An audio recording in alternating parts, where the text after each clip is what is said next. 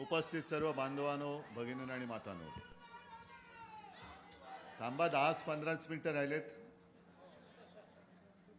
शेवटचे 2-4 सिक्सर वगैरे मारायला द्या.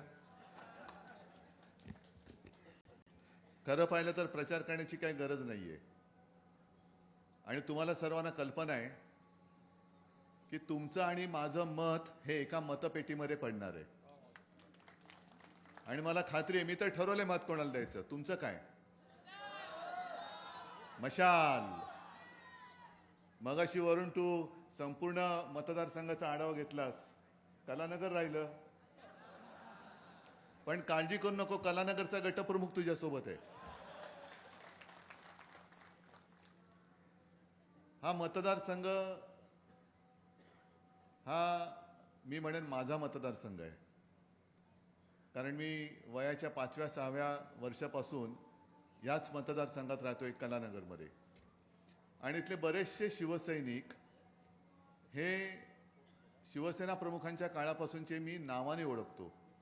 कारण त्यांच्यासोबतच मी लहानाचा मोठा झालोय. आता मनमोहन पाठी बसलेत. मनमोहनला म्हटलं, अरे मनमोहन, तुमची दाढी पिकली. मी वाढवली नाही तर माझी पण पिकलेली दिसली असती, म्हणून मी वाढवली नाही. असो, इकडे काय दाढीवरती म्हणजे आपल्या दाढीवरती नाही, गद्दारांच्या दाढीवरती बोलण्याची गरज आहे, किंवा दाढीवाल्या गद्दारांवरती बोलण्याची गरज आहे. मी वरुणचं भाषण नीट ऐकत होतो, कारण पहिल्यांदाच त्याचं भाषण ऐकलं. आणि खरंच मला कौतुक वाटलं की पूर्ण अभ्यास करून कसं बोलावं हे वरुणने आज दाखवलं.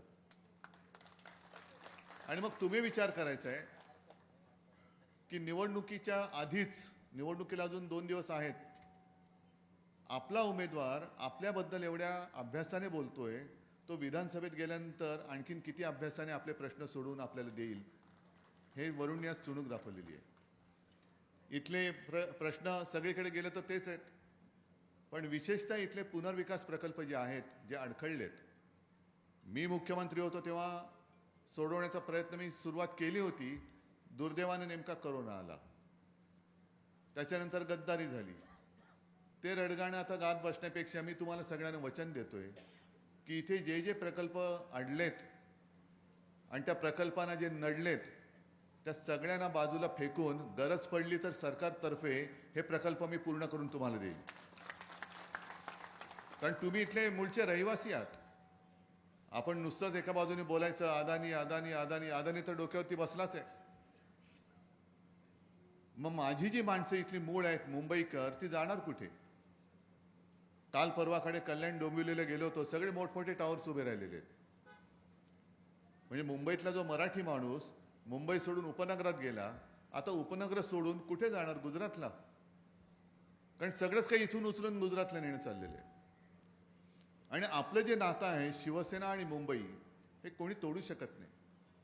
शिवसेनेने आजपर्यंत जे जे काय मुंबईत केलेलं आहे, अगदी त्यांना होर्डिंग किती लागू देत, पण मुंबईचा सागरी महामार्ग, कोस्टल रोड, अनिल तुम्ही जी आठवण करून दिली, इथे अनेक महापालिकांच्या सभा झाल्या आहेत.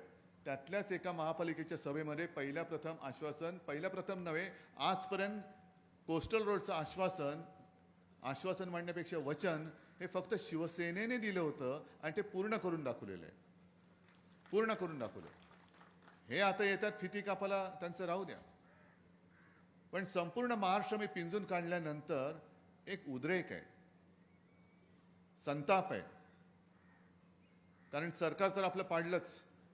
अनेक ठिकाणी चॅनलवाले फिरतायत, त्यांना तुम्ही विचारा, तुम्ही यूट्यूबवरती बघा, सगळीकडे सांगतायत की नाही, उद्धव ठाकरेंचं सरकार, त्याला पूर्ण वेळ द्यायला पाहिजे होता, चांगलं काम चाललं होतं, सगळ्यांना सोबत घेऊन चाललं होतं.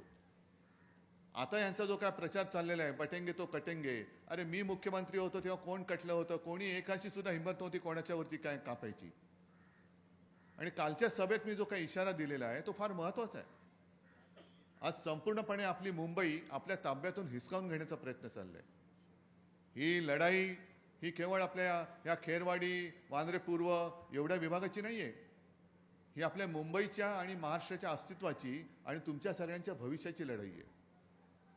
इकडे आता कोण कोण उभे राहिले तू सांगितलं, ठीक आहे, राहू देत. हे सगळे महाराष्ट्र द्रोही आहेत, मी उघड सांगतो.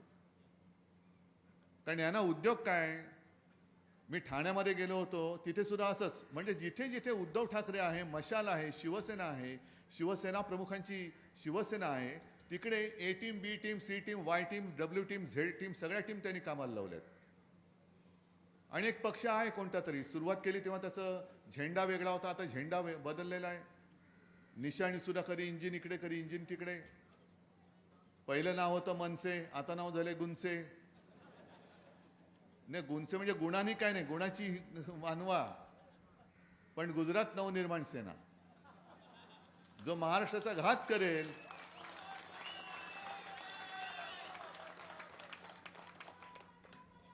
जो कोणी महाराष्ट्राचा घात करेल त्याला गुणचे साथ देणार, हे त्यांनी ठरवलेलंच आहे. म्हणजे ध्येय नाही, धोरण नाही, दिशा नाही, काय वाटेल ते बोलायचं. आज पण काहीतरी बोलत, मी काय त्याच्यामध्ये जात नाही. कारण मी तुम्हाला बांधिले, तुमच्या आयुष्यामध्ये सुखाचे, समाधानाचे दिवस कसे आणायचे याच्यासाठी मी झटतोय. जी काही आपण वचनं दिलेली आहेत, ती वचनं ही विचारपूर्वक दिलेली आहेत. म्हणजे आज पण मला काही जणांचे फोन आले की उद्धवजी, की तुम्ही ही वचनं आणखीन जोरात सांगा. म्हटलं अरे संपूर्ण महाराष्ट्रभर सांगितले, महाराष्ट्रभर सांगितलेले की महिलांना 3,000 रुपये तर आपण देणारच आहोत. पण अनेक महाराष्ट्रामध्ये युवक आणि युवती अशा आहेत की शिकलेत, सवरलेत, पण रोजगाराचा पत्ता नाही. त्यांना सुद्धा आपण महाविकास आघाडीचं सरकार आल्यानंतर 4,000 रुपये त्यांना नोकरी, रोजगार मिळेपर्यंत 4,000 रुपये महिन्याला देणार आहोत. उद्योगधंदे जे इकडनं गुजरातला नेलेत,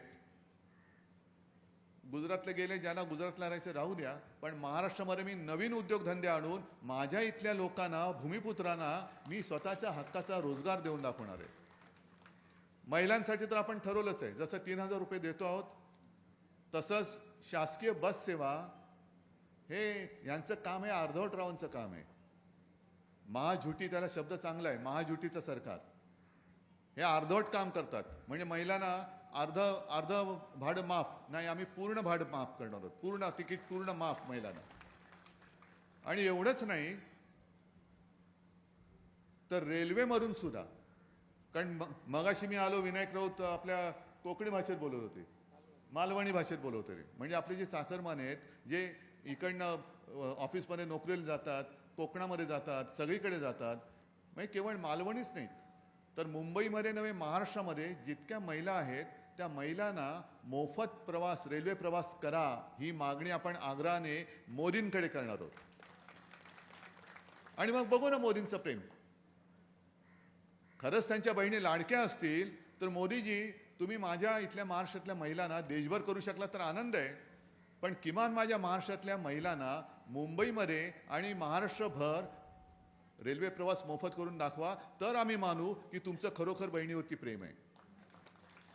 नाहीतर बहिणी एका बाजूला सुरक्षितता कुठेतरी गेलेली आहे. अमित शहा काल पळाले, कारण सभेला गर्दीच जमत नाही. मोदी सुद्धा परवा शिवाजी पार्कवरती आले आणि रिकाम्या खुर्च्यांशी संवाद करून गेले. भाई और बहनो, कोणीच नाही, सगळे रिकाम पडले, रिकाम. म्हणजे सगळे ओसाड पाटील की, ओसाड गावची पाटील की. आणि अमित शहाना गर्दी जमत नाही. मग त्यांना कळलंय मणिपूर जळते, आणि मग मणिपूरचं कारण देऊन हे पळून गेले, सभा रद्द करून. पण अमित शहा आणि नरेंद्र मोदी जेव्हा इथे प्रचाराला फिरत होते, त्याच वेळेला मणिपूरमध्ये सुद्धा महिलांवरती अत्याचार होतच होते, बातम्या येत नव्हत्या. जेव्हा दोघंही इकडे प्रचाराला फिरत होते तेव्हा तिथे एका आदिवासी महिलेवरती अत्याचार करून, 31 वर्षाची आदिवासी महिला होती, तिच्यावरती अत्याचार करून तिला जिवंत जाळून टाकण्यात आलं. आणि इकडे मतं मागत होते. काय कशाचा कशाला पत्ता नाही, हिंदू मुसलमान वाद करायचा. आहेत ना आज सगळे, मी तर म्हणेन आपलं हिंदुत्व काय आहे हे आता कळल्यामुळे सगळे मुसलमान हे आपल्यासोबत आलेले आहेत. मी परवा कुठल्या सभेत होतो, तिकडे एका ख्रिश्चन धर्मगुरू आले आणि त्यांनी मला पाठिंब्याचं पत्र दिलं. बौद्ध समाज आपल्यासोबत आलेला आहे, पारसी समाज आपल्यासोबत आलेला आहे. कारण त्यांना कोणाला आता मारामारा नको आहेत, दंगली नको आहेत. किती काळ करायचं, किती आयुष्य त्याच्यात फुकट घालवायचं. सगळे एकत्र होऊन जर का आपली ताकद दाखवली आणि केवळ आपण एकत्र आलो तर फक्त वांद्रे पूर्वच नाही तर आपला महाराष्ट्र हा देशातला नव्हे जगातला सगळ्यात उत्तम राज्य म्हणून प्रसिद्धी आल्याशिवाय राहणार नाही. आणि एकजूट केली तर आपण हे करू शकतो. कोरोना काळामध्ये सुद्धा तुम्ही सगळ्यांनी जे सहकार्य केलं, राज्यामध्ये जे जे आपण केलं होतं, मला नाही आठवत देशामध्ये कुठल्या राज्याने असं केलं होतं. आणि जेव्हा गंगेमध्ये प्रेतं वाहत होती, उत्तर प्रदेशमध्ये सार्वजनिक चिता पेटल्या होत्या, गुजरातमध्ये सार्वजनिक चिता पेटल्या होत्या, तेव्हा महाराष्ट्रामध्ये अशी कोणतीही दुर्घटना किंवा अशी परिस्थिती उद्भवली नव्हती. याचं कारण केवळ आणि केवळ तुम्ही केलेलं सहकार्य, बाकी काही नाही. पण प्रशासन कुठे होतं? आज इतर राज्यातनं आपल्याकडे सगळे येत आहेत. अगदी काल मी माझ्या सभेत बोललो, ही दक्षता जरा घ्या, अनिल ही दक्षता, विनायक ही दक्षता, वरुण ही दक्षता घ्या. कारण पंकजा मुंडे बोललेत काल की भाजपचं लय भारीच असतं म्हणे, काय वेगळंच असतं. गुजरातमधून 90,000 लोक हे महाराष्ट्रामध्ये आपल्यावरती देखरेख करायला बोलवलेत त्यांनी. 90,000 कुठे राहत आहेत, काय करतायत, कोणालाच माहित नाही. पण इतर राज्यातनं जेव्हा तुम्ही लोक आणून आमच्या डोक्यावरती बोकांडी बसवतात, याचा अर्थ तुमचा हेतू साफ नाहीये. तुम्हाला महाराष्ट्राचं कल्याण करण्यासाठी तुम्ही आलेले नाहीत, तर महाराष्ट्र बळकवण्यासाठी, होय माझी मुंबई ही माझ्या महाराष्ट्रापासून तोडण्यासाठी तुम्ही आला आहात. हा माझा स्पष्ट आरोप आहे त्यांच्यावरती. द्या उत्तर त्यांनी. काय इथे काय भाजपवाले नाहीयेत, इथे काय संघवाले नाहीयेत, मग त्यांच्यावरती विश्वास नाही म्हणून गुजरातमधनं तुम्ही माणसं आणताय आणि आमच्यामध्ये मारामाऱ्या लावताय. ही परिस्थिती आजपर्यंत कधीही महाराष्ट्रात आलेली नव्हती. आपली लोक म्हणजे कसं की ठीक आहे, तुम्ही तुमचा प्रचार करा, आम्ही आमचा प्रचार करतो, जे काय असेल ते जनता ठरवेल, ते आम्हाला मान्य आहे. याला म्हणतात लोकशाही. पण आता लोकशाहीचाच जर काही खून पाडायला करायला निघाले असतील तर यांच्याकडनं दुसरी अपेक्षा करायची कशी? आणि त्याचसाठी ही जबाबदारी तुम्ही घ्यायची आता. कारण आता 5 वाजल्यापासून आमची तोंड बंद होणार. पण जे आम्ही तळमळीने सांगितलंय, मला अनेक जण विचारतात कधी कधी की उद्धवची तब्येत कशी आहे. म्हटलं माझी तब्येत सोडा, मला महाराष्ट्राच्या तब्येतीची काळजी आहे. माझा महाराष्ट्र सुदृढ राहायला पाहिजे. माझं जे व्हायचं असेल ते तुमच्यासाठी होईल, मला त्याची पर्वा नाही, मला त्याची चिंता नाही. पण जोपर्यंत शेवटचा श्वास आहे तोपर्यंत मी तुमच्यासाठी आहे, मी तुमच्यासाठी लढेन. आणि तळमळीने मी तुम्हाला सांगतोय की या वेळेला चुकू नका. गेल्या वेळेला मतांमध्ये जी विभागणी झाली, या वेळेला जर का मत फुटलं तर नशीब फुटेल आणि पुन्हा हे सगळे उपरे आपल्या डोक्यावरती बसतील. मी मला सांगायचं ते केलेलं आहे. आता जबाबदारी तुमची आहे. तुम्ही जर काय ठरवलात, आणि मी म्हणतोय अख्ख्या महाराष्ट्राने ठरवलं पाहिजे, ह्या चॅनलच्या माध्यमातून अख्खा महाराष्ट्र जर का माझं भाषण बघत असेल तर मी संपूर्ण महाराष्ट्राला परत हात जोडून विनंती करतोय की आता 5 वाजल्यापासून आम्ही प्रचार करू शकत नाही, पण आता तुमचं काम सुरू होतंय. आता तुमचं काम सुरू होतंय. आता तुम्ही ठरवायचंय की आपलं कोण आणि आपला शत्रू कोण, हे तुम्ही ठरवायचंय. महाराष्ट्राला दिशा तुम्ही जर का शक्ती दिली तर आम्ही देऊ शकतो,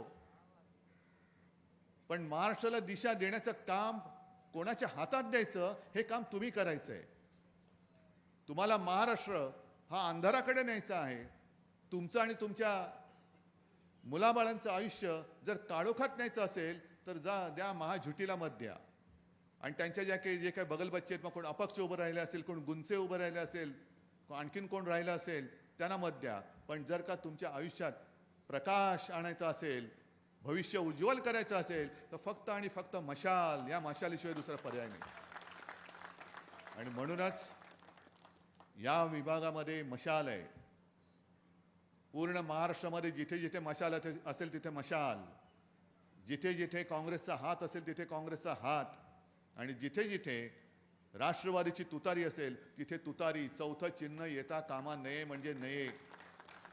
या 3 पेक्षा चौथं चिन्ह कोणतंही आलं तरी ते महाराष्ट्र घातक्यांचं असणार आहे. म्हणून कृपा करून एकच विनंती करतो,